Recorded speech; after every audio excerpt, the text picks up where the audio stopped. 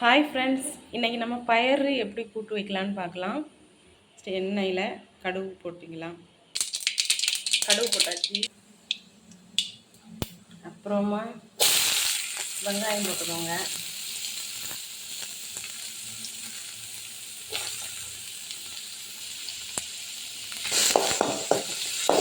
வெங்காயம் நல்லா வதங்கணும்.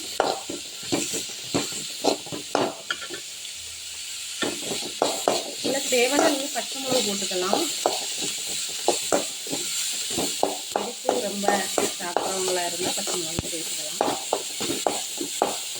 நல்லா வதங்கட்டும். வதங்கினதும் நம்ம பயறு சேர்த்துக்கலாம். வதங்கியாச்சு. இப்போ நம்ம பயறு சேர்த்துக்கலாம்.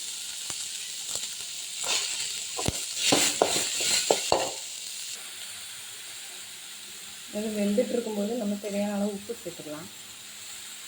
கொஞ்சம் தண்ணியும் சேர்த்துக்கலாம். அப்படின்னா கொஞ்சம் சீக்கிரமாக வேகும். இல்லைன்னா வதக்கிட்டு கொஞ்சம் போல தண்ணி சேர்த்துக்கலாம்.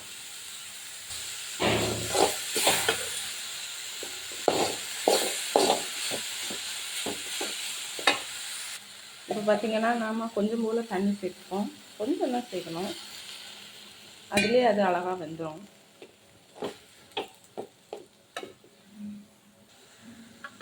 தண்ணி சேர்த்தோம். இனி வந்து அழகாக வேகட்டும். நல்லா வெந்ததும் தேங்காய் போட்டு இறக்கிக்கணும். அவ்வளோதான். வெந்துட்டு இருக்கும்போது கொஞ்சம் மஞ்சள் பொடி சேர்த்துக்கலாம்.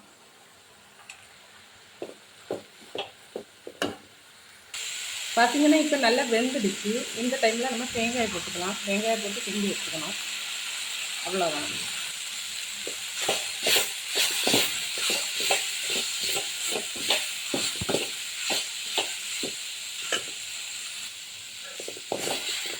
இப்போ சுவையான பயறு கூட்டு ரெடி ஆகிடுச்சு.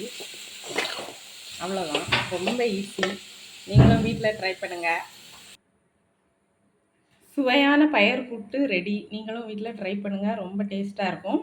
இந்த பயிரை தான் காராமணி பயிருன்னு சொல்லுவாங்க. Okay friends, thank you.